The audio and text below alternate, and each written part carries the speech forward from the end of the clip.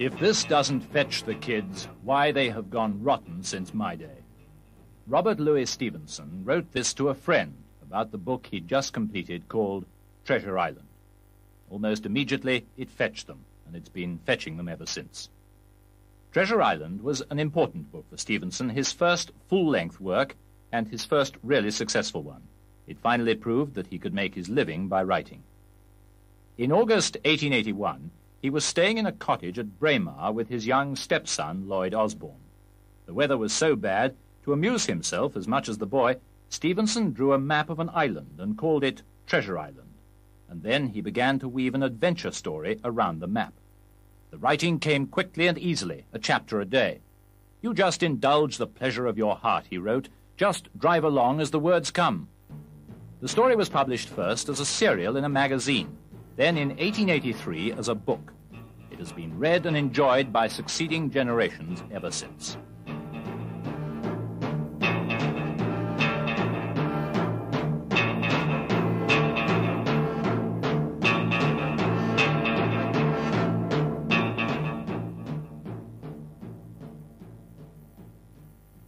I remember him as if it were yesterday, as he came plodding to the inn door, his sea chest following behind him in a hand barrow.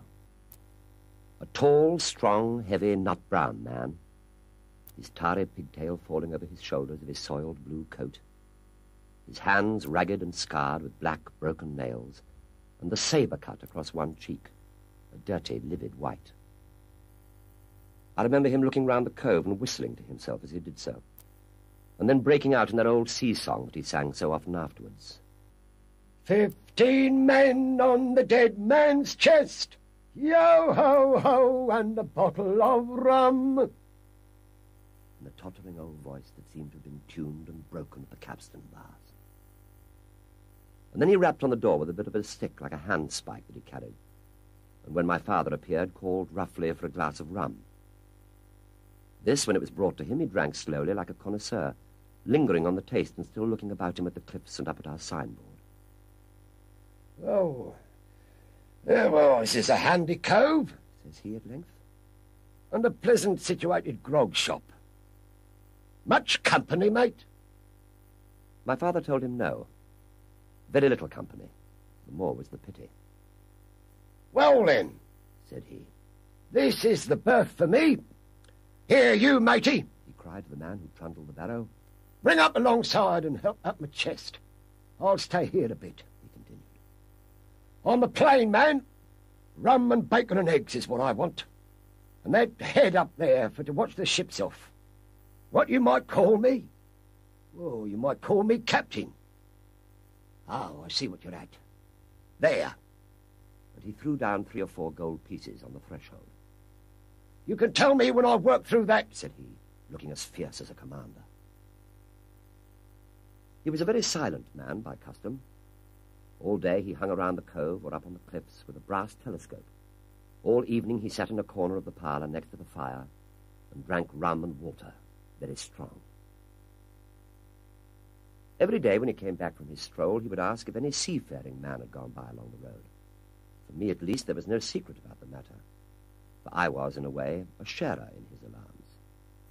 He'd taken me aside one day and promised me a silver 4penny on the 1st of every month if I would only keep my weather eye open for a seafaring man with one leg, and let him know the moment he appeared.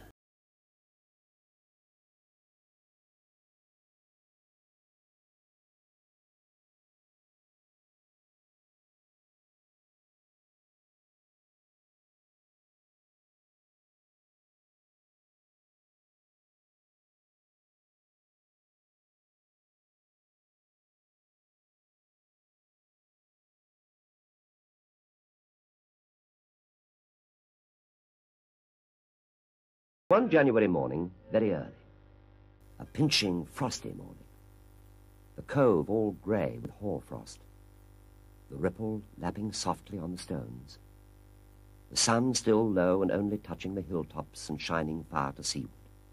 The captain had risen earlier than usual and set out down to the beach, his cutlass swinging under the broad skirts of the old blue coat, his brass telescope under his arm, and his hat tilted back upon his head. Well, Mother was upstairs with Father, and I was laying the breakfast table against the captain's return when the parlour door opened and a man stepped in on whom I had never set my eyes before. He was a pale, tallowy creature, wanting 2 fingers of the left hand.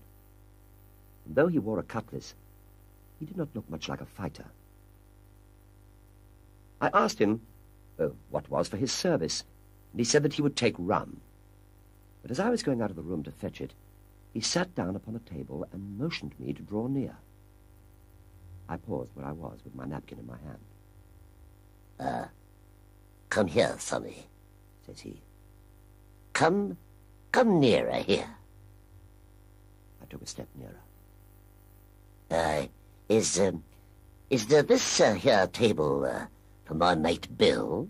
He asked with a kind of leer.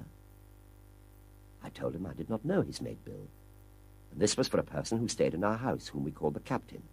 Well, said he, my mate Bill would be called the captain, as like as not. He's a cut on one cheek, and a mighty pleasant way with him, particularly in drink, as my mate Bill. We'll put it for argument like that your captain has a cut on one cheek, and we'll put it, if you like, that the cheek's the right one. Oh, well, I told you. Now, is my mate Bill in this here house? I told him he was out walking. Which way, sonny? Which way's he gone? And when I'd pointed out the rock and told him how the captain was likely to return and how soon, and answered a few other questions...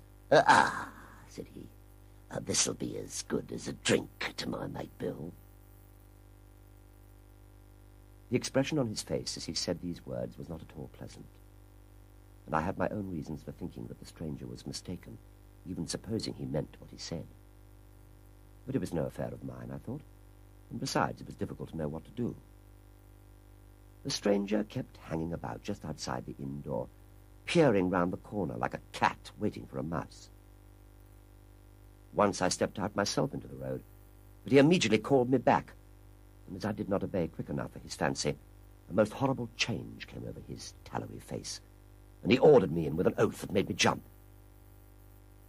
As soon as I was back again, he returned to his former manner, half fawning, half sneering, patted me on the shoulder and told me that I was a good boy, and he'd taken quite a fancy to me.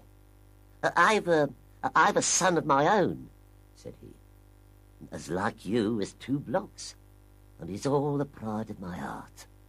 But the great thing for boys is discipline, sonny. Discipline. Now, if you'd sailed along a Bill, you wouldn't have stood there to be spoke to twice, not you. No, that was never Bill's way, nor the way of such as sailed with him. And here, sure enough, is my mate Bill, with a spyglass under his arm. Bless his old heart, to be sure. You and me'll just go back into the parlour, sonny, and get behind the door. And we'll give Bill a little surprise, bless his heart, I say again. So saying, the stranger backed along with me into the parlour and put me behind him in the corner, so that we were both hidden by the open door. I was very uneasy and alarmed, as you may fancy, and it rather added to my fears to observe that the stranger was certainly frightened himself. He cleared the hilt of his cutlass and loosened the blade in its sheath, and all the time we were waiting there, he kept swallowing, as if he felt what we used to call a lump in the throat.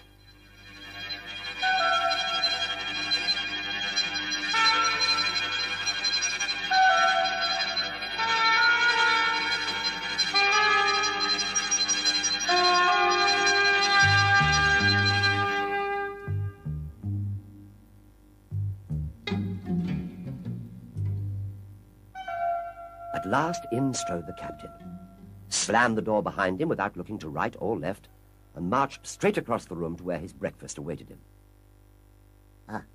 Bill, said the stranger in a voice that I thought he'd tried to make bold and big. The captain spun round on his heel and fronted us. All the brown had gone out of his face, and even his nose was blue. He had the look of a man who sees a ghost, or the evil one, or something worse, if anything can be. And upon my word, I felt sorry to see him all in a moment turn so old and sick. Come, Bill. You know me? You know an old shipmate, Bill, surely, said the stranger. captain made a sort of gasp. "Black dog," said he. And who else? Returned the other, getting more at his ease. Black dog as ever was, come for to see his old shipmate Billy at the Admiral Benbow Inn. He bade me go and leave the door wide open. None of your keyholes for me, sonny, he said, and I left them together and retired into the bar. For a long time, though, I certainly did my best to listen. I could hear nothing but a low gabbling. But at last the voices began to grow higher, and I could pick up a word or two, mostly oaths from the captain. "No, no, no! No, and an end of it!" he cried once, and again. "If it comes to swinging, swing all, say I." Then all of a sudden there was a tremendous explosion of oaths and other noises, and the chair and the table went over in a lump. A clash of steel followed, and then a cry of pain. And the next instant I saw Black Dog in full flight, and the captain hotly pursuing, both with drawn cutlasses and the former streaming blood from the left shoulder. Just at the door, the captain aimed at the fugitive. One last tremendous cut, which would certainly have split into the chine had it not been intercepted by our big signboard of Admiral Benbow. You may see the notch on the lower side of the frame to this day. Well, that blow was the last of the battle. Once out upon the road, Black Dog, in spite of his wound, showed a wonderful clean pair of heels, and he disappeared over the edge of the hill in half a minute. The captain, for his part, stood staring at the signboard like a bewildered man. And then he passed his hand over his eyes several times, and at last he turned back into the house. "Jim," he says. "Jim, rum." And as he spoke, he reeled a little and caught himself with one hand against the wall. "Are you hurt?" cried I. "Rum," he repeated. "I must get away from here. I must get away. Rum! Rum!" I ran to fetch it, but I was quite unsteadied by all that had fallen out, and I broke one glass and fouled the tap, and while I was still getting in my own way, I heard a loud fall in the parlour, and running in, beheld the captain lying full length upon the floor. At the same instant, my mother, alarmed by the cries and fighting, came running downstairs to help me. Between us, we raised his head. He was breathing very loud and hard, but his eyes were closed, and his face was a horrible colour. "Oh, dear, dearie me," cried my mother. "What a disgrace upon the house, and your poor father sick." In the meantime, we had no idea what to do to help the captain, nor any other thought but that he'd got his death hurt in the scuffle with a stranger.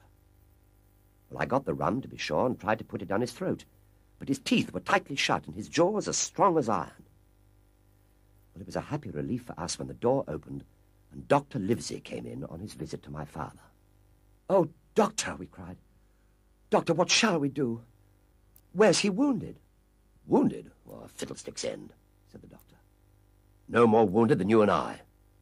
The man has had a stroke."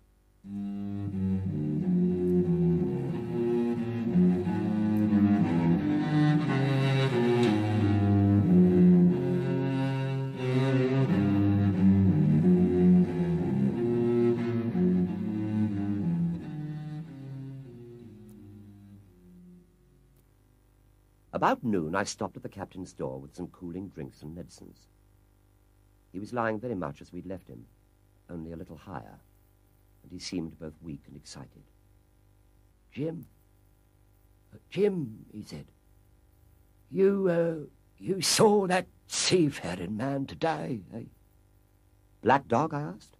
"Oh, Black Dog," says he. "He's a bad un, Jim, a bad un. But there's worse than put him on. Now, if I can't get away nohow and they tip me the black spot, it's me old sea chest they're after. Now, you get on a horse. You can't you? Good, right then. You get on a horse and you go to that eternal doctor's swab and tell him to pipe all hands, magistrates and sich, and he'll lay 'em aboard at the Admiral Benbow. All old Flint's crew, man and boy, all of 'em that's left. I was first mate, I was. Old Flint's first mate. I'm the only one as knows the place. But you, Jim, you won't peach unless they get the black spot on me, or unless you see that Black Dog again, or a seafaring man with one leg, Jim. Him above all, a man with one leg. But what is the black spot, Captain? I asked. Oh, well, that's a summons, mate. But I'll tell you if they get that on me. But you keep your weathered eye open, Jim, and I'll share with you equals. Equals upon my honour. He wondered a little longer, his voice growing weaker. But soon after I'd given him his medicine, which he took like a child, with the remark, "If ever a seaman wanted drugs, it's me," he fell at last into a heavy, swoon-like sleep in which I left him. What I should have done had all gone well, I do not know. Probably I should have told the whole story to the doctor, for I was in mortal fear lest the captain should repent of his confessions and make an end of me. But as things fell out, my poor father died quite suddenly that evening, which put all other matters on one side.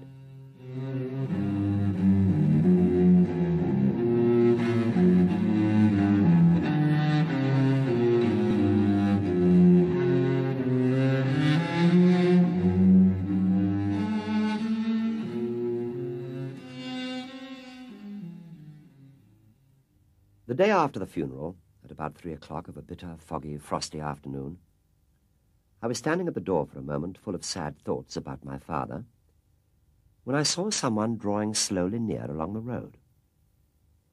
He was plainly blind, for he tapped before him with a stick, and he wore a great green shade over his eyes and nose, and he was hunched, as if with age or weakness, and he wore a huge old tattered sea cloak with a hood that made him appear positively deformed. I never saw in my life a more dreadful-looking figure. He stopped a little from the inn, and raising his voice in an odd sing-song, addressed the air in front of him. "Will any kind friend inform a poor blind man who's lost the precious sight of his eyes in the gracious defence of his native country, England, and God bless King George, where or in what part of this country he may now be?"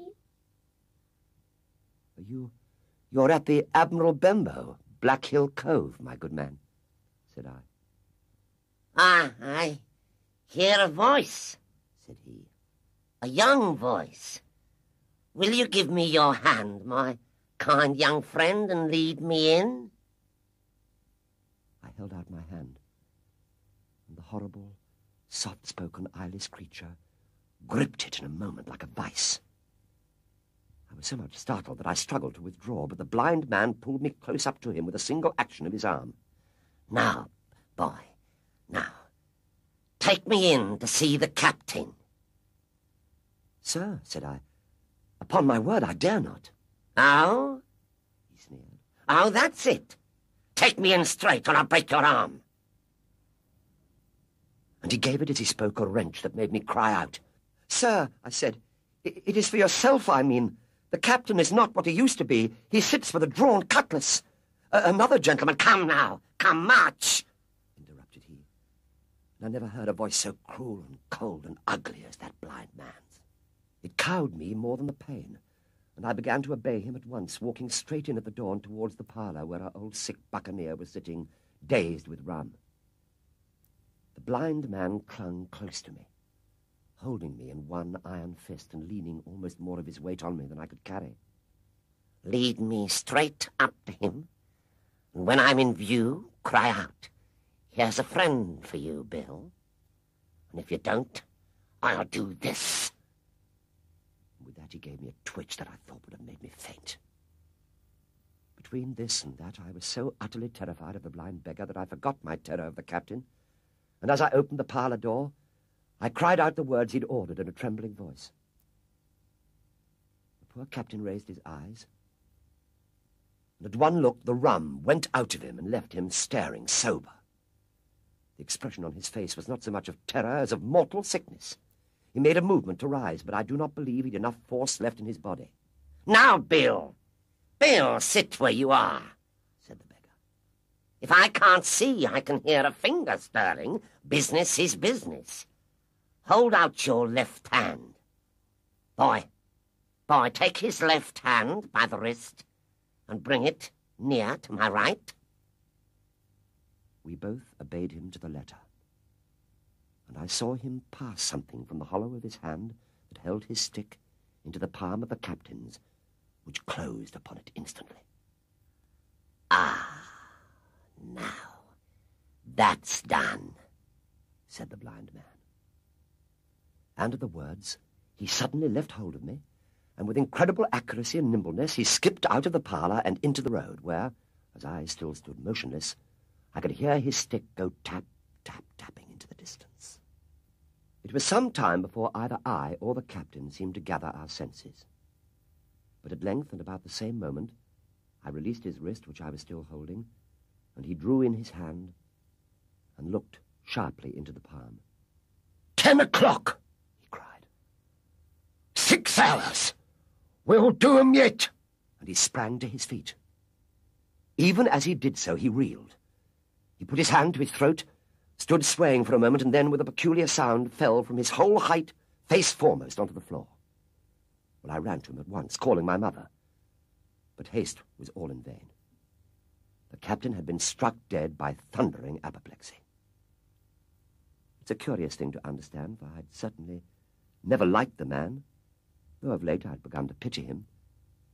But as soon as I saw that he was dead, I burst into a flood of tears. It was the second death I had known, and the sorrow of the first was still fresh in my heart.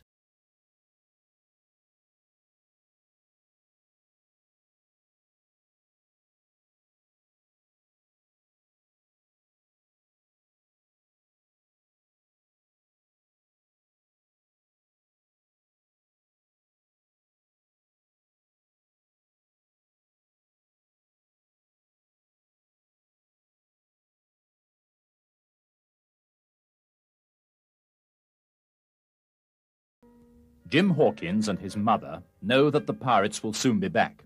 They run to a nearby village to seek help, but no one there wants to get involved. Mrs. Hawkins is determined to have the money the captain owed for his lodging. So, as darkness falls, Jim and his mother go back to the Admiral Benbow.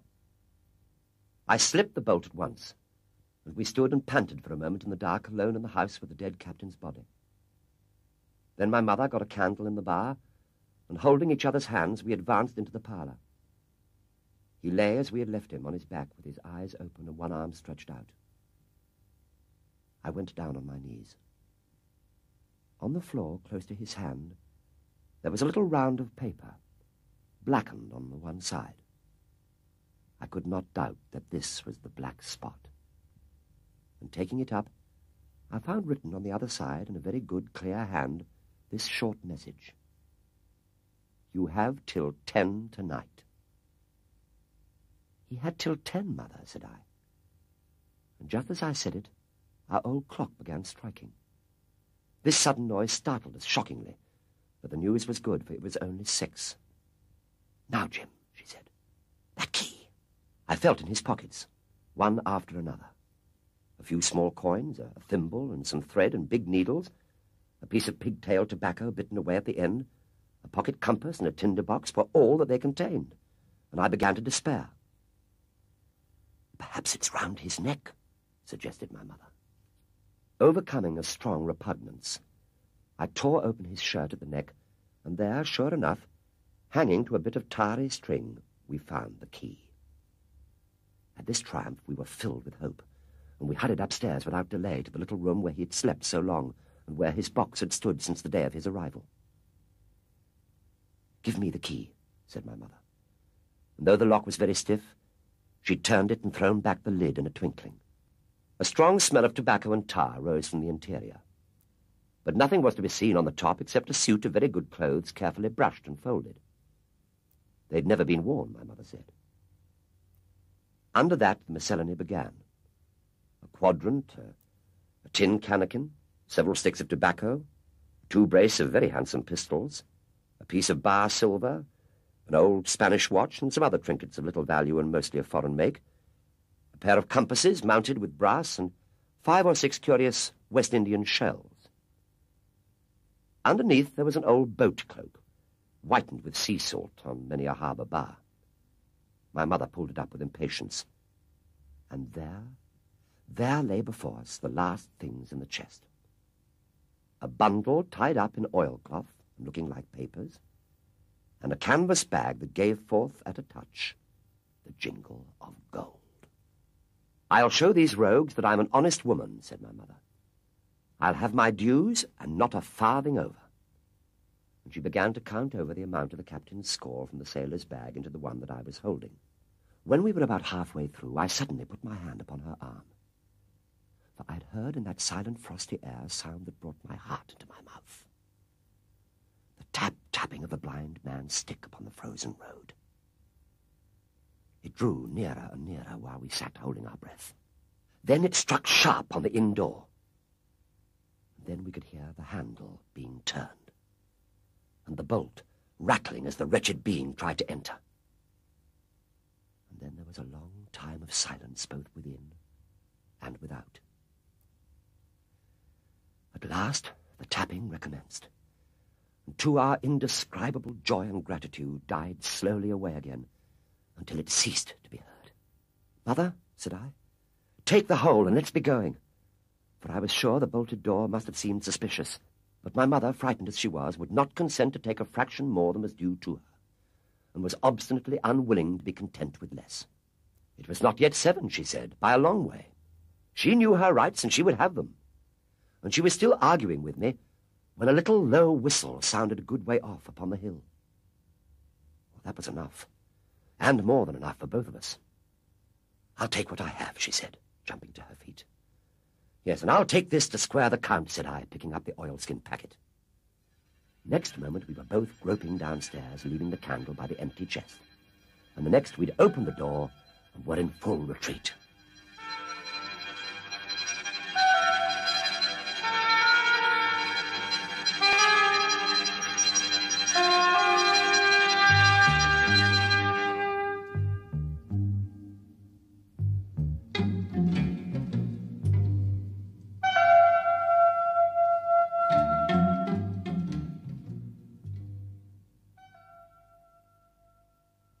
It was bright moonlight. Jim and his mother crouch by a bridge near the inn and see the pirates, led by Blind Pew, smash the door and start to ransack the place in their search. They fail to find what they're looking for and quarrel savagely among themselves when suddenly approaching horses are heard. It's the revenue officers. Blind Pew is killed under the feet of one of the horses, and the other pirates disappear into the night. Jim decides to take the oilskin packet immediately to Dr. Livesey and the squire, Mr. Trelawney, and tell them the whole story. You've heard of this Flint, I suppose?" said the doctor. "Heard of him?" cried the squire. "Heard of him, you say? He was the bloodthirstiest buccaneer that sailed. Our Blackbeard was a child to Flint. The Spaniards were so prodigiously afraid of him that I tell you, sir, I was sometimes proud he was an Englishman." "Yes, well, I've heard of him myself in England," said the doctor. "But the point is, had he money?" "Money?" cried the squire. "Have you heard the story?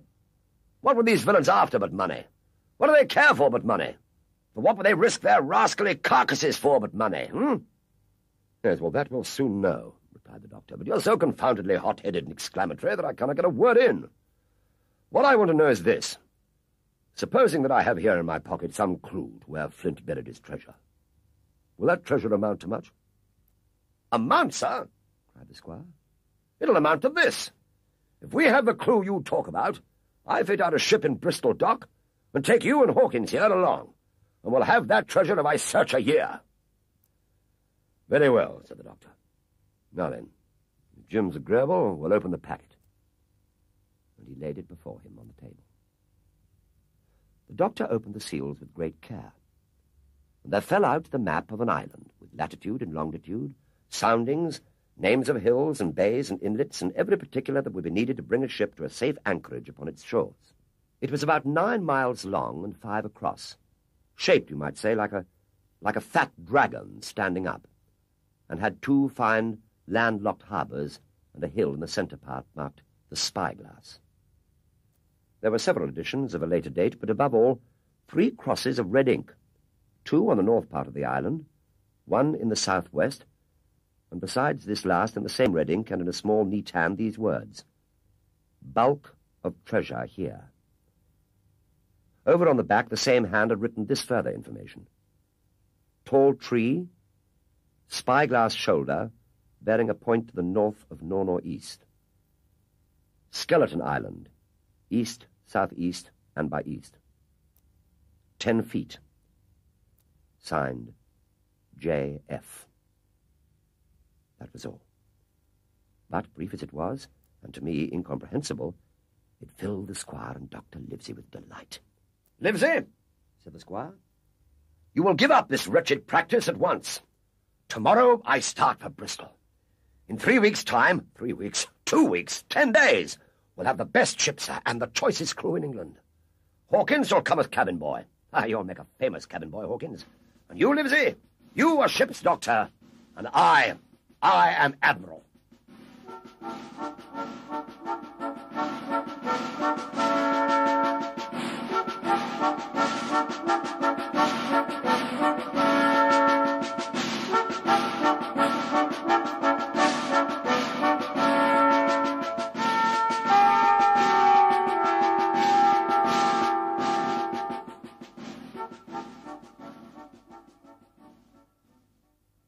Squire Trelawney sets off straight away for Bristol, where he buys a schooner, the Hispaniola, and begins to sign on a crew, among them a sea cook, a one-legged man called Long John Silver, and several of his friends. Just before sailing day, Jim travels to Bristol. When I had done breakfasting, the squire gave me a note addressed to John Silver at the sign of the Spyglass, and told me I should easily find the place by following the line of the docks and keeping a bright lookout for a little tavern with a large brass telescope for a sign. I set off and picked my way among a great crowd of people and carts and bales, for the dock was now at its busiest, until I found the tavern in question. It was a bright enough little place of entertainment. The sign was newly painted. The windows had neat red curtains, and the floor was cleanly sanded. The customers were mostly seafaring men, and they talked so loudly that I hung at the door, almost afraid to enter. As I was waiting, a man came out of a side room, and at a glance, I was sure he must be Long John. His left leg was cut off close by the hip, and under the left shoulder he carried a crutch which he managed with wonderful dexterity, hopping about on it like a bird. He was very tall and strong, with a face as big as a ham, plain and pale, but intelligent and smiling. Mr. Silver, sir?"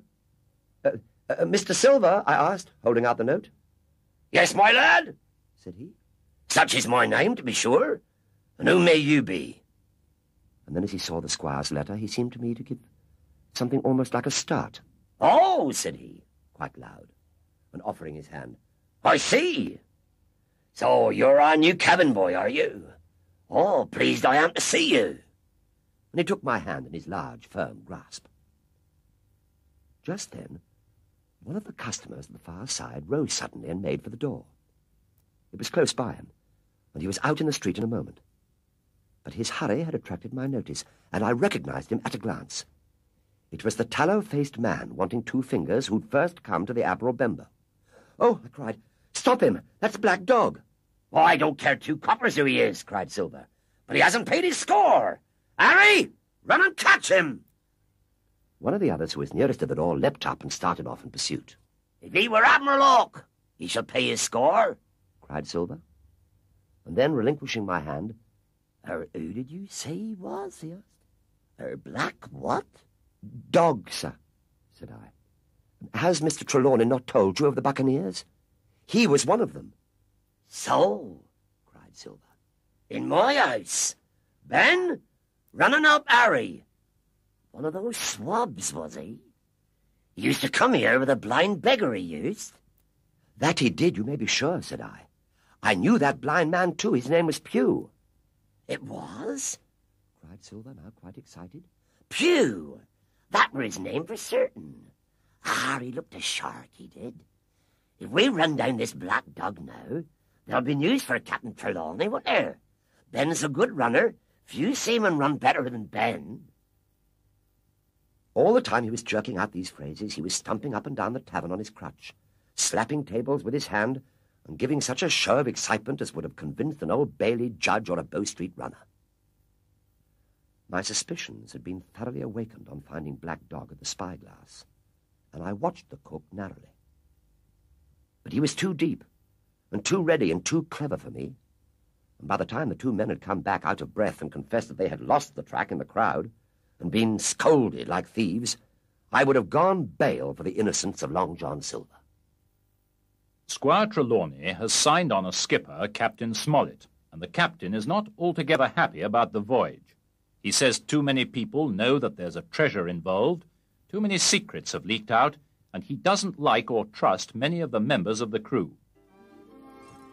Nevertheless, they set sail, Long John Silver with a parrot called Captain Flint always on his shoulder. They make a rapid passage, and now in the trade winds they're nearing the island.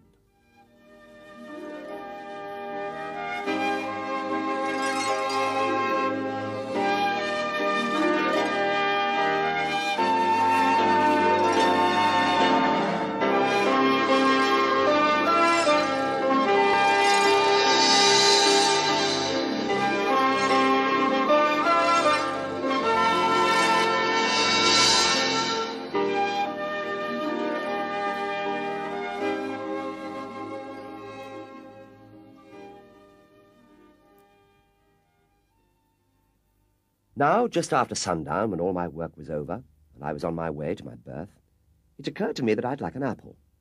So I ran on deck. The watch was all forward, looking out for the island. The man at the helm was watching the luff of the sail and whistling away gently to himself. That was the only sound excepting the swish of the sea against the bows and around the sides of the ship. In I got bodily into the apple barrel, and found there was scarcely an apple left. But sitting down there in the dark, what with the sound of the waters and the rocking movement of the ship, I'd either fallen asleep or was on the point of doing so when a heavy man sat down with rather a loud clash close by. The barrel shook as he leaned his shoulders against it, and I was just about to jump up when the man began to speak. It was Silver's voice, and before I had heard a dozen words I would not have shown myself for all the world, but lay there trembling and listening in the extreme of fear and curiosity. For from these dozen words I understood that the lives of all the honest men aboard depended upon me alone. No, not I, said Silver. Flint was captain. I was quartermaster along with my timber leg. The same broadside I lost me leg, old Pew lost his daylights. It was a master surgeon, him that amputated me, out of college and all. Lapping by the bucket and what not. But he was hanged like a dog and sun-dried like the rest at Corso Castle. Ah, cried another voice that was the youngest hand on board and evidently full of admiration. He was the flower of the flock, was Flint. Davis was a man too, by all accounts, said Silver. I never sailed along with him. First with England and then with Flint, that's my story. And now you're on my own account, in a manner of speaking. I laid by £900 safe from England and 2,000 after Flint. Well, that ain't bad for a man before the mast, all safe in a bank, is it? Well, it ain't earning now. It's saving, does it? You may lay to that. Where's all England's men now, eh? I don't know. Where's Flint's? Why, most of them aboard here and glad to get the duff. Been begging before that, some of them. Well, money ain't much use after all, said the young seaman. It ain't much use for fools, you may lay to it. That nor nothing, cried Silver. But now, you look here. You're young, you are, but you're as smart as paint. I see that when I set my eyes on you, and I'll talk to you like a man. Well, I'll tell you now, replied the lad. I didn't half-quarter like the job till I had this talk with you, John. But there's me hand on it now. And a brave lad you were, and smart too, answered Silver, shaking hands so heartily that all the barrel shook. And a finer figurehead for a gentleman of fortune I never clapped me eyes on. By this time, I'd begun to understand the meaning of their terms. By a gentleman of fortune, they plainly meant neither more nor less than a common pirate. And the little scene that I'd overheard was the last act in the corruption of one of the honest hands, perhaps of the last one left aboard. But on this point, I was soon to be relieved. For Silver, giving a little whistle, a third man strolled up and sat down by the party. Dick Square, said Silver. Oh, I know Dick was square, returned the voice of the coxswain, Israel Hands. No, he's no fool, is Dick. But, asked Dick, when we do lay 'em athwart, what are we to do with them, anyhow? Ah, there's the man for me, cried the cook, admiringly. That's what I call business. Well, what would you think? Put 'em ashore like maroons? That would have been England's way. Or cut 'em down like that much pork? That would have been Flint's or Billy Bones's. Wait is what I say. But when the time comes, why, let her rip. John, cries the coxswain, you're a man. You'll say so, Israel, when you see, said Silver. Only one thing I claim Trelawney. I'll wring his calf's head off his body with these hands. Dick, he added, breaking off, you just jump up like a sweet lad and get me an apple to wet me pipe like. You may fancy the terror that I was in. Well, I should have leapt out and run for it, if I had found the strength. But my limbs and heart alike misgave me. I heard Dick begin to rise, and then someone seemingly stopped him, and the voice of Hans exclaimed, Oh, stow that. Don't you get sucking at that bilge, John. Let's have a go of the rum. Dick, said Silver, I trust you. I've a gauge on the keg, mind, but there's the key. You fill a pannikin and bring it up. Dick was gone but a little while, and during his absence Israel spoke straight on in the cook's ear. It was but a word or two that I could catch, and yet I gathered some important news. For, besides other scraps that tended to the same purpose, this whole clause was audible. Not another man of 'em will join. Hence there were still faithful men on board. When Dick returned, one after another of the trio took the pannikin and drank. One to luck, another with, "Here's to old Flint," and Silver himself saying in a kind of song, "Here's to ourselves and old your luff. Plenty of prizes and plenty of duff." Just then a sort of brightness fell upon me in the barrel, and looking up I found that the moon had risen and was silvering the mizzen-top and shining white on the luff of the foresail. And almost at the same time the voice of the lookout shouted, "Land ho!"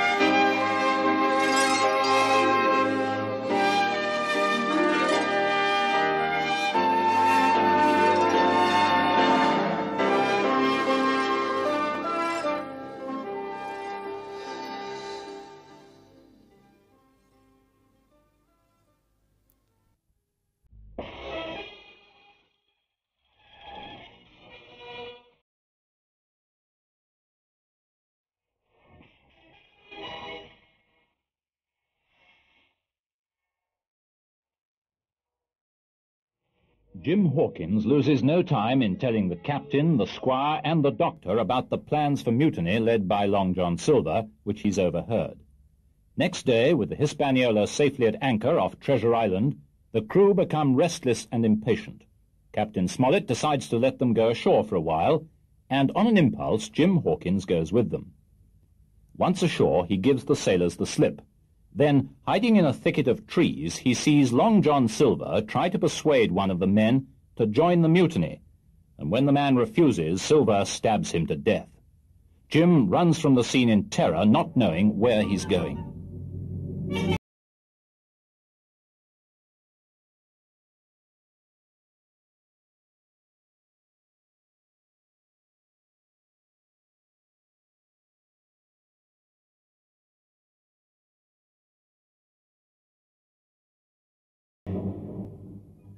From the side of the hill, which was steep and stony, a spout of gravel was dislodged and fell rattling and bounding through the trees.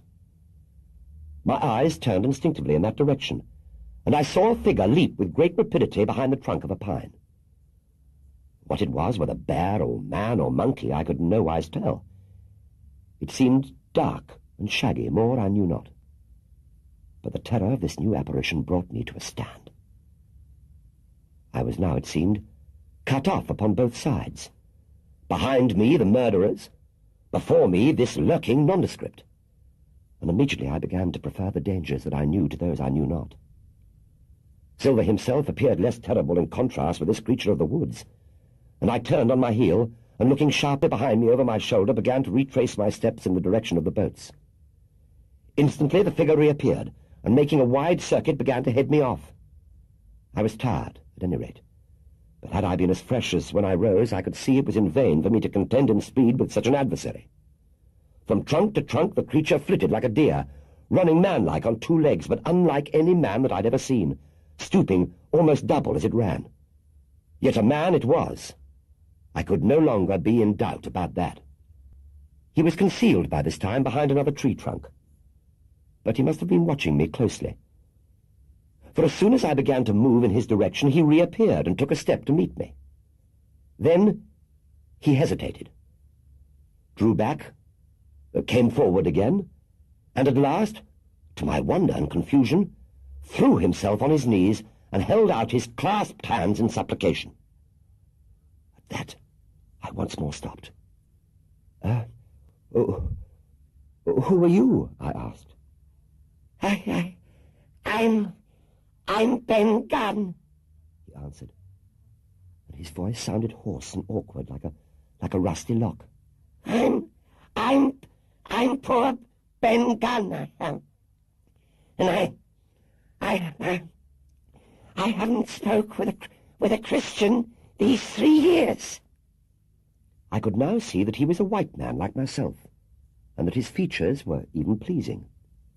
His skin, wherever it was exposed, was burnt by the sun. Even his lips were black, and his fair eyes looked quite startling in so dark a face.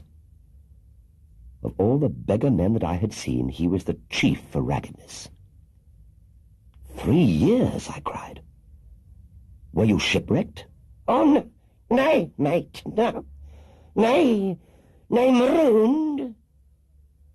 I'd heard the word, and I knew it stood for a horrible kind of punishment common enough amongst the buccaneers, in which the offender is put ashore with a little powder and shot and left behind on some desolate and distant island. Yes, marooned 3 years agone, he continued, and lived on goats since then, and berries and oysters. Whatever a man is, as I am the man, can do for himself. But, mate, my heart is sore for Christian diet. You mightn't happen to have a piece of cheese about you now. No, well, many's the long night I've dreamed of cheese, toasted mostly, and woke up again, and here I were. If ever I can get aboard again, said I, you shall have cheese by the stone. Now you, he cried, what do you call yourself, mate? Jim, I told him. Jim, said he, quite pleased apparently. Well now, Jim, I've lived that rough, as you'd be ashamed to hear of, and Jim, looking all around him and lowering his voice to a whisper, Jim, I'm rich. I now felt that the poor fellow had gone crazy in his solitude, and I suppose I must have shown the feeling in my face, for he repeated the statement hotly. Yes, rich, I says, rich, and I'll tell you what, I'll make a man of you, Jim. Jim, you'll bless your stars, you will, that you was the first man that found me.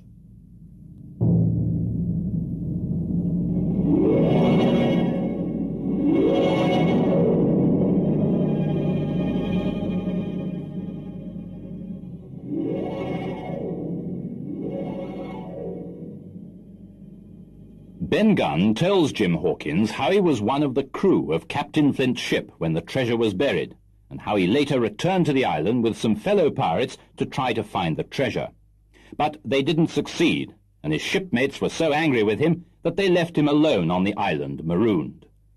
Jim promises to help Ben Gunn, and then sets off to see what's been happening to his friends during his absence from the ship. He finds the situation completely changed. Captain Smollett, the squire, the doctor, and 3 loyal sailors have moved, with muskets, powder, and food, to a stockade on the island where there's fresh water. Jim joins them there, and he tells them about his meeting with Ben Gunn. And then he helps them to prepare to fight off the coming attack by Long John Silver's mutineers.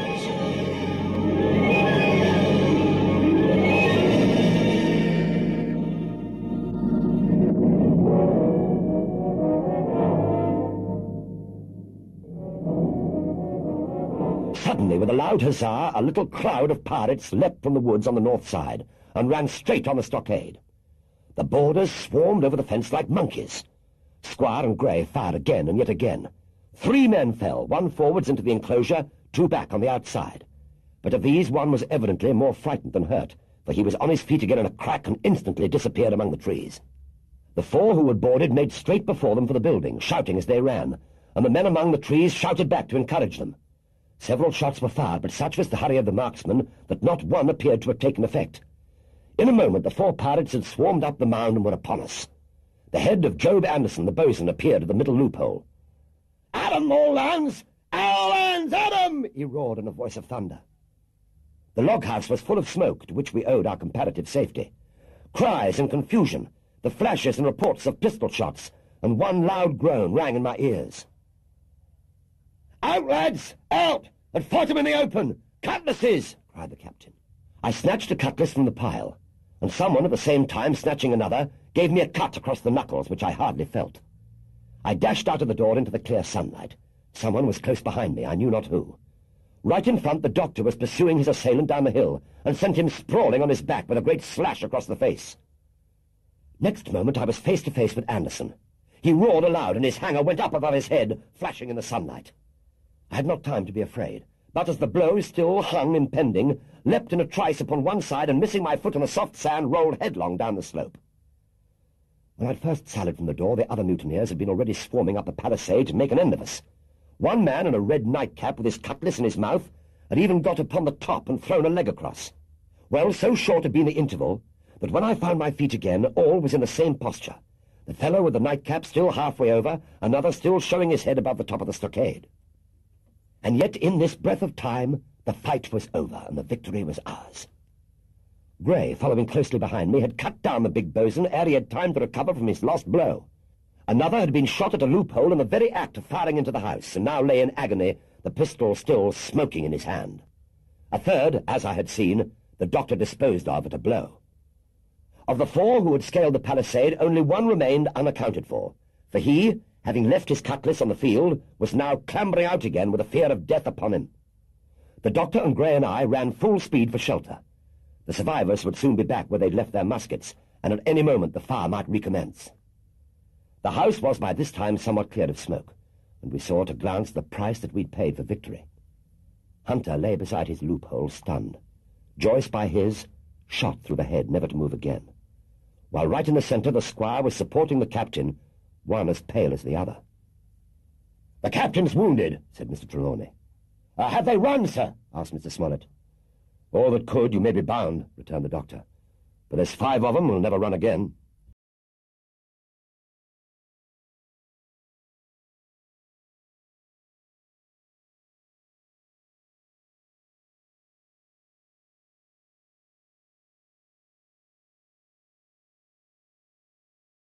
Don't attack again.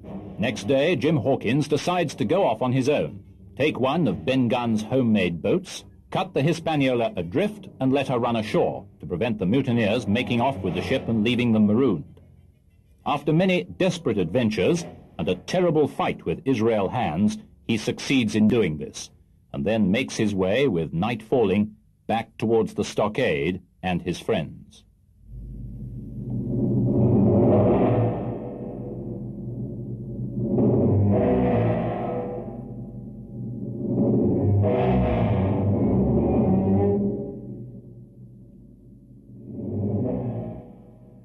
At last I came right down upon the borders of the clearing. The western end was already steeped in moonshine, and the rest and the blockhouse itself still lay in a black shadow, checkered with long, silvery streaks of light. I stole round by the eastern end, keeping close in shadow, and at a convenient place where the darkness was thickest, crossed the palisade. To make assurance surer, I got upon my hands and knees and crawled without a sound towards the corner of the house. As I drew nearer, my heart was suddenly and greatly lightened. It was not a pleasant noise in itself, and I had often complained of it at other times, but just then it was like music to hear my friends snoring together so loud and peaceful in their sleep. By this time I had got to the door and stood up. All was dark within, so that I could distinguish nothing by the eye. As for sounds, there was the steady drone of the snorers, and a small occasional noise, a flickering or pecking that I could in no way account for. With my arms before me, I walked steadily in. I should lie down in my own place, I thought, with a silent chuckle, and enjoy their faces when they found me in the morning. My foot struck something yielding. It was a sleeper's leg, and he turned and groaned, but without awaking. And then, all of a sudden, a shrill voice broke forth out of the darkness. Pieces of 8! Pieces of 8! Pieces of 8! Pieces of 8! Pieces of 8! And so forth, without pause or change, like the clacking of a tiny mill. Silver's green parrot, Captain Flint. I had no time left me to recover. At the sharp, clipping tone of the parrot, the sleepers awoke and sprang up, and with a mighty oath, the voice of Silver cried, who goes?" I turned to run, struck violently against one person, recoiled, and ran full into the arms of a second, who, for his part, closed upon and held me tight. "Bring a torch, Dick," said Silver, when my capture was thus assured. And one of the men left the log-house and presently returned with a lighted brand.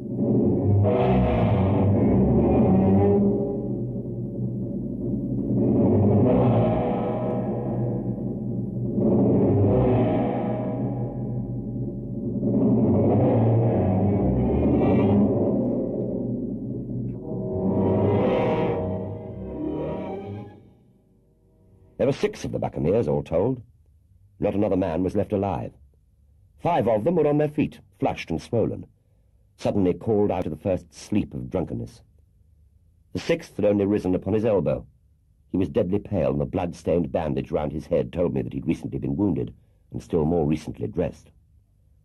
"So," said Long John Silver, "here's Jim Hawkins, shiver my timbers. Dropped in like, eh?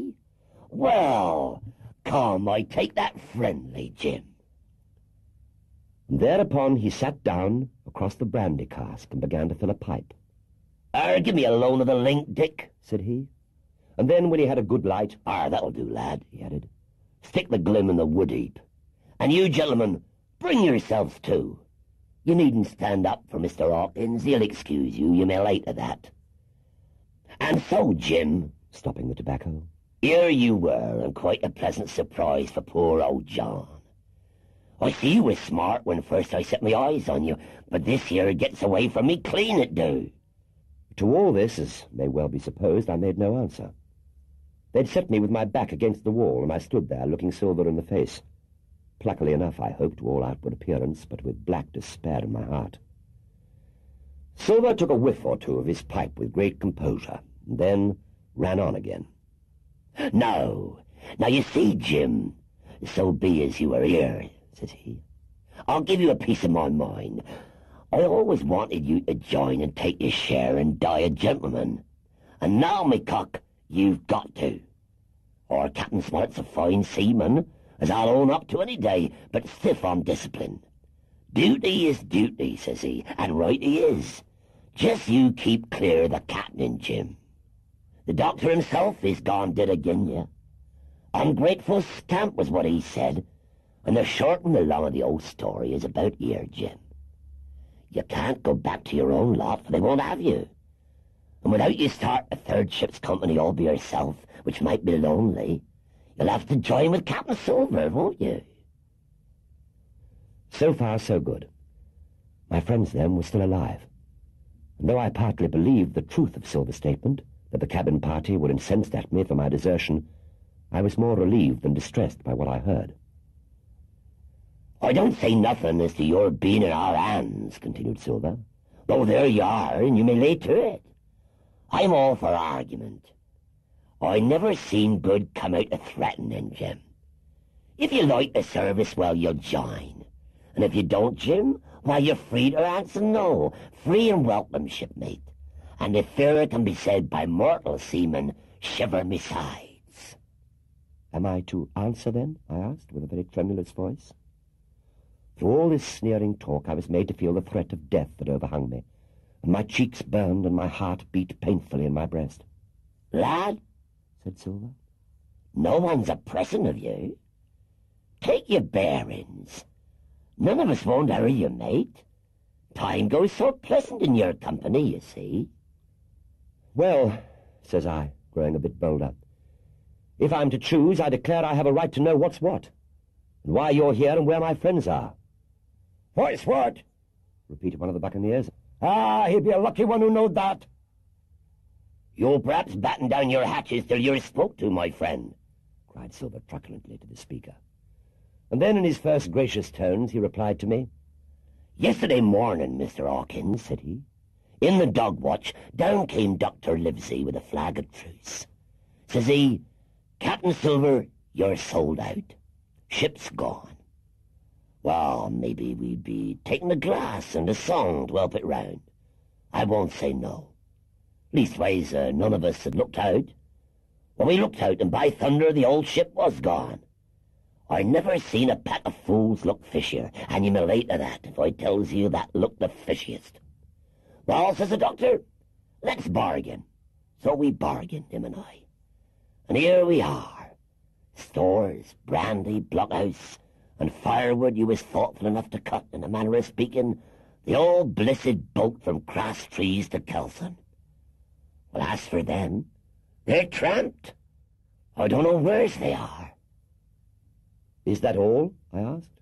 "Well, it's all that you're to hear, my son," returned Silver. "And now, am I to choose?" "And now you are to choose, you may lay to that," said Silver. "Well," said I, "I'm not such a fool, but I know pretty well what I have to look for. Let the worst come to the worst. It's little I care. I've seen too many die since I fell in with you. But there's a thing or two I have to tell you," I said, and by this time I was quite excited. "And the first is this. Here you are in a bad way. Ship lost, treasure lost, men lost, your whole business gone to wreck. And if you want to know who did it, it was I. I was in the apple barrel the night we sighted land. And I heard you, John, and you, Dick Johnson, and Hans, who's now at the bottom of the sea, and told every word you said before the hour was out. And as for the schooner, it was I who cut her cable, and it was I that killed the men that you had aboard of her, and it was I who brought her where you'll never see her more, not one of you. The laugh's on my side. I've had the top of this business from the first. I no more fear you than I fear a fly. Kill me if you please, or spare me, but one thing I'll say, and no more. If you spare me, bygones are bygones. And when you fellows are in court for piracy, well, I'll save you all if I can. It's for you to choose. Kill another and do yourselves no good, or spare me and keep a witness to save you from the gallows." I stopped, for I tell you I was out of breath, and to my wonder, not a man of them moved, but all sat staring at me like as many sheep. And while they were still staring, I broke out again. "And now, Mr. Silver," I said, "I believe you're the best man here. And if things go the worse, I'll take it kind of you to let the doctor know the way I took it." "Ah, well, I'll bear it in mind," said Silver, with an accent so curious that I could not for the life of me decide whether he were laughing at my request or had been favourably affected by my courage. "I'll put one to that," cried the old mahogany-faced seaman, Morgan by name, whom I'd seen in Long John's public house upon the quays of Bristol. "It was him who knowed Black Dog." "Well, and see here," added the sea cook, "I'll put another again to that, by thunder. For it was this same boy that faked the chart from Billy Bones. First and last, we've split upon Jim Hawkins." "Then here goes," said Morgan with an oath. and he sprang up, drawing his knife as if he'd been 20. "Avast there!" cried Silver. "Who are you, Tom Morgan? Maybe you thought you was captain here, perhaps. By the powers, but I'll teach you better. Cross me and you'll go where many a good man's gone before you. First and last these 30 years back. Some to the yard arm shiver me sides and some by the board, and all to feed the fishes. There's never a man looked me between the eyes and seen a good day afterwards, Tom Morgan. You may lay to that." Morgan paused, but a hoarse murmur rose from the others. "Tom's right," said one. "I stood hazing long enough from one," added another. "I'll be hanged if I'll be hazed by you, John Silver." "Did any of you gentlemen want to have it out with me, then?" roared Silver. Not a man stirred. Not a man answered. "Ah, that's your sort, is it?" he added, returning his pipe to his mouth. "Well, you're a gay lot to look at anyway. Not much worth the fight, you ain't. Perhaps you can understand King George's English. I'm captain here by election. I'm captain here because I'm the best man by a long sea mile. You won't fight as gentlemen of fortune should, then by thunder you'll obey. And you may lay to that, lads. I like that boy now. I never seen a better boy than that. He's more a man than any pair of rats of you in this here house. And what I say is this. Let me see him lay an hand on him. That's what I say, and you may lay to it."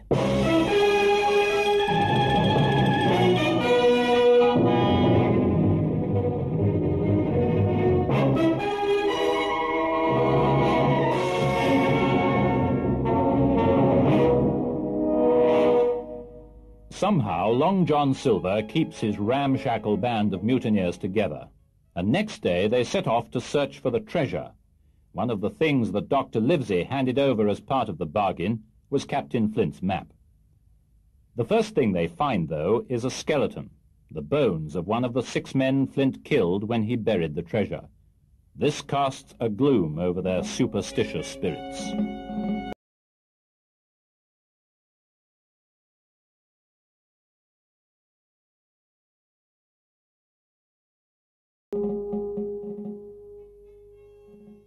Silver took certain bearings with his compass.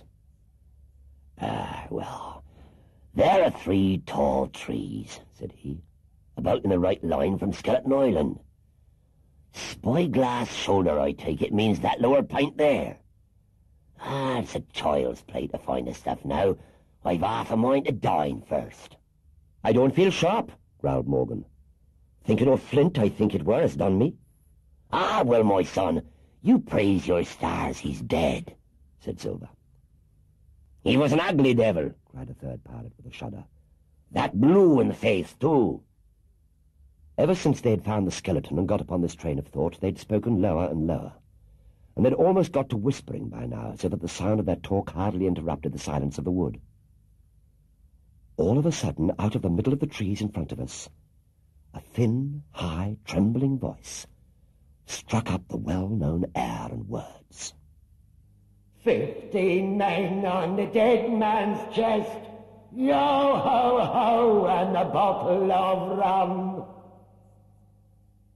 I've never seen men more dreadfully affected than the pirates. The colour went from their 6 faces like enchantment. Some leapt to their feet, some clawed hold of the others. Morgan grovelled on the ground.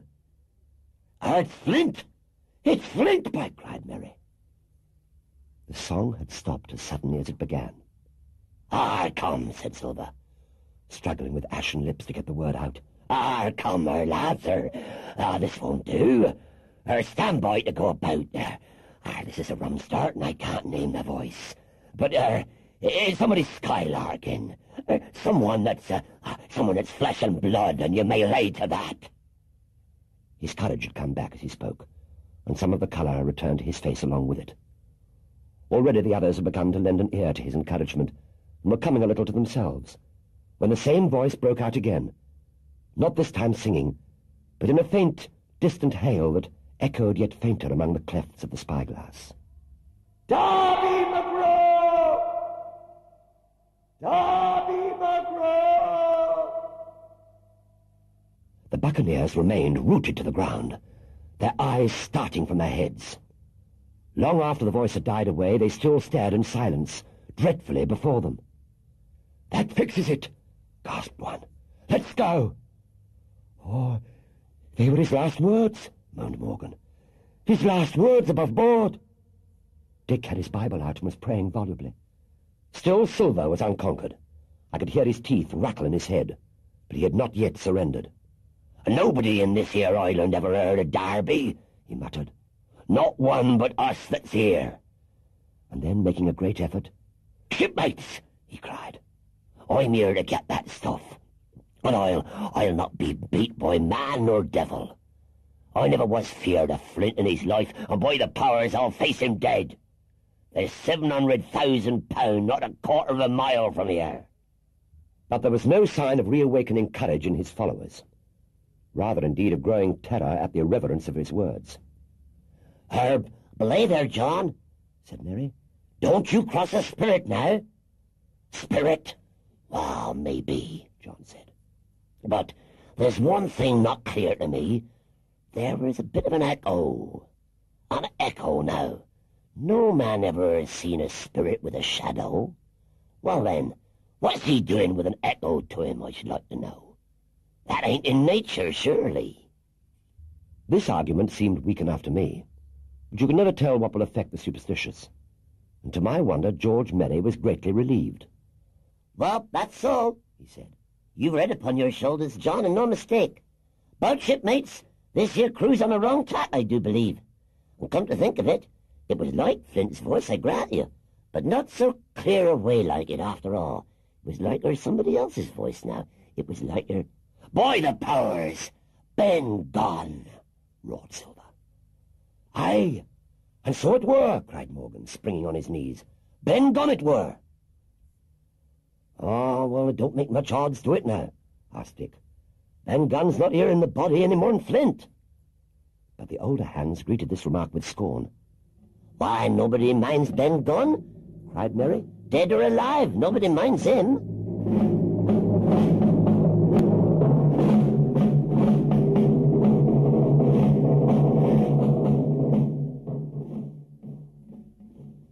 We were now at the margin of the thicket. "Huzzah, mates! All together!" shouted Mary, and the foremost broke into a run. And suddenly, not 10 yards further, we beheld them stop. A low cry arose. Silver doubled his pace, digging away with the foot of his crutch like one possessed. The next moment he and I had come also to a dead halt.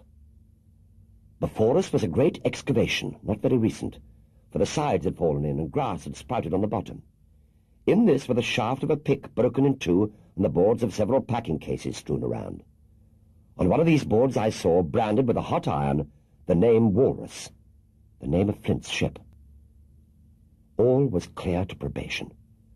The cash had been found and rifled. The £700,000 were gone. There never was such an overturn in this world. Each of these 6 men was as though he'd been struck. But with Silver, the blow passed almost instantly. Every thought of his soul had been set at full stretch like a racer on that money. Well, he was brought up in a single second, dead, and he kept his head, found his temper, and changed his plan before the others had had time to realize the disappointment. "Jim," he whispered, "I take that lad and stand by for trouble." And he passed me a double-barreled pistol. At the same time he began quietly moving northward, and in a few steps had put the hollow between us 2 and the other 5. The buccaneers, with oaths and cries, began to leap one after another into the pit and to dig with their fingers, throwing the boards aside as they did so. Morgan found a piece of gold. He held it up with a perfect spout of oaths. It was a 2-guinea piece, and it went from hand to hand among them for a quarter of a minute. "2 guineas!" roared Mary, shaking it at Silver. "That's your £700,000, is it? You're the man for bargains, ain't you? You're him that never bungled nothing, you wooden-headed lubber." "Mate," says he, "there's 2 of them alone. There's one the old cripple that brought us all here and blundered us down to this, and the other's that cub that I mean to have the art of. Now, mates." He was raising his arm and his voice and plainly meant to lead a charge. But just then, crack, crack, crack, 3 musket shots flashed out of the thicket. Merry tumbled head foremost into the excavation. The man with the bandage spun round like a teetotum and fell all his length upon his side where he lay dead, but still twitching. and the other 3 turned and ran for it with all their might. Before you could wink, Long John had fired 2 barrels of a pistol into the struggling Merry, and as the man rolled up his eyes at him in the last agony, Silver said, "Merry, I reckon I settled you." At the same moment, the Doctor, Gray, and Ben Gunn joined us with smoking muskets from among the nutmeg trees. Thank you kindly, Doctor," says John. "You came in about the nick, I guess, for me and Hawkins." "Ah, so it's you, Ben Gunn," he added. "Well, you're a nice one, to be sure." Yes, I'm Ben Gunn, I am," replied the Maroon, wriggling like an eel in his embarrassment. "Now, how do, Mr. Silver? Pretty well, I thank you," says you. "Ben, our Ben," murmured Silver. "To think as you've done me." Ben, in his long, lonely wanderings about the island, had found the treasure. He dug it up. He had carried it on his back in many weary journeys, from the foot of a tall pine to a cave that he had on the 2-pointed hill at the northeast angle of the island. And there it had lain stored in safety since 2 months before the arrival of the Hispaniola.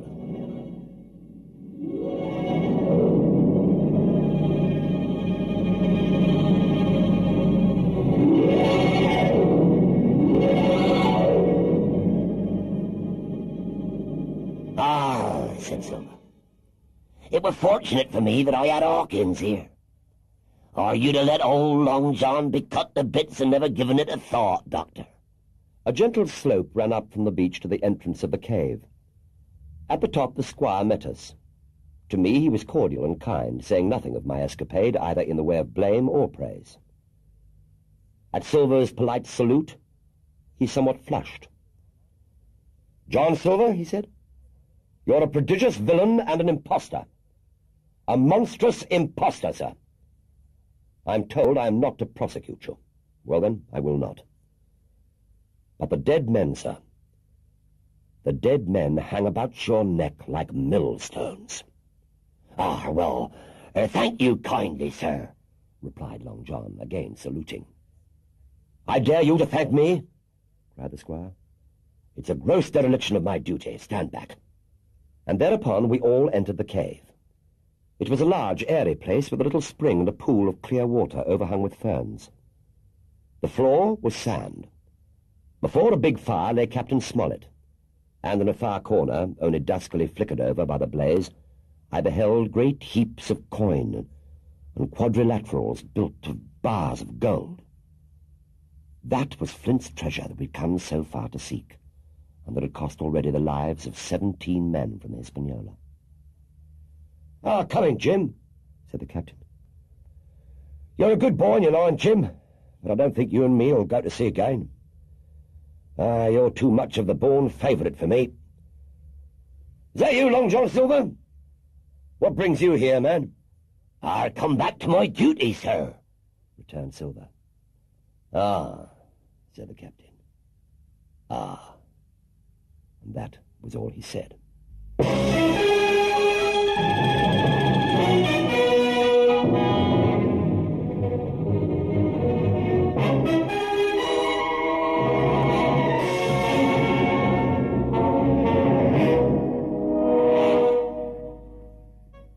At last, one fine morning, we weighed anchor and stood out of North Inlet, the same colours flying that the captain had flown and fought under at the palisade.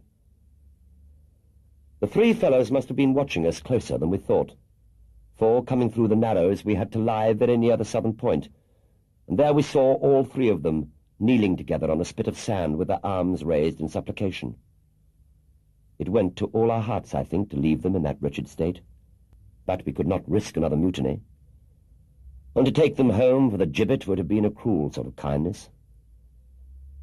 The doctor hailed them and told them of the stores that we'd left and where they were to find them, but they continued to call us by name and appeal to us for God's sake to be merciful and not to leave them there to die in such a place. At last, seeing the ship still bore on her course and was now swiftly drawing out of earshot, one of them, I know not which it was, leapt to his feet with a hoarse cry, whipped his musket to his shoulder, and sent a shot whistling over Silver's head and through the mainsail. After that we kept under cover of the bulwarks, and when next I looked out they'd disappeared from the spit, and the spit itself had almost melted out of sight in the growing distance. That was, at least, the end of that. And before noon, to my inexpressible joy, the highest rock of Treasure Island had sunk into the blue round of sea. We laid her head for the nearest port in Spanish America, for we could not risk the voyage home without fresh hands. And as it was, what with baffling winds and a couple of fresh gales, we were all worn out before we reached it. It was just at sundown when we cast anchor in a most beautiful landlocked gulf, and were immediately surrounded by shore-boats full of Negroes and Mexican Indians and half-bloods, selling fruits and vegetables and offering to die for bits of money. The sight of so many good-humoured faces, the taste of the tropical fruits, and above all the lights that had begun to shine in the town made a most charming contrast to our dark and bloody sojourn on the island. And the doctor and the squire, taking me along with them, went ashore to pass the early part of the night. As soon as we were back on board, Ben Gunn, who was on deck alone, began with wonderful contortions to make a confession. Silver was gone. The Maroon had connived at his escape in a shore-boat some hours ago, and he now assured us that he'd only done so to preserve our lives, which would certainly have been forfeit if that man with the one leg had stayed aboard. But this was not all. The sea cook had not gone empty-handed. He had cut through a bulkhead unobserved and had removed one of the sacks of coin worth perhaps 300 or 400 guineas to help him on his further wanderings. I think we were all pleased to be so cheaply quit of him. Well, to make a long story short, we got a few hands on board and made a good cruise home. 5 men only of those who had sailed returned with her. Drink and the devil had done for the rest, with a vengeance. All of us had an ample share of the treasure, and used it wisely or foolishly according to our nature. Captain Smollett is now retired from the sea. Grey not only saved his money, but, being suddenly smit with a desire to rise, also studied his profession, and he's now mate and part owner of a fine, full-rigged ship, married, besides, and the father of a family. As for Ben Gunn, well, he got £1,000, which he spent or lost in 3 weeks, or, to be exact, in 19 days, for he was back begging on the 20th. Of Silver, we've heard no more. That formidable seafaring man with one leg has at last gone clean out of my life. Oxen and wain ropes would not bring me back to that accursed island. And the worst dreams that ever I have are when I hear the surf booming about its coasts, or start upright in bed, with the sharp voice of Captain Flint still ringing in my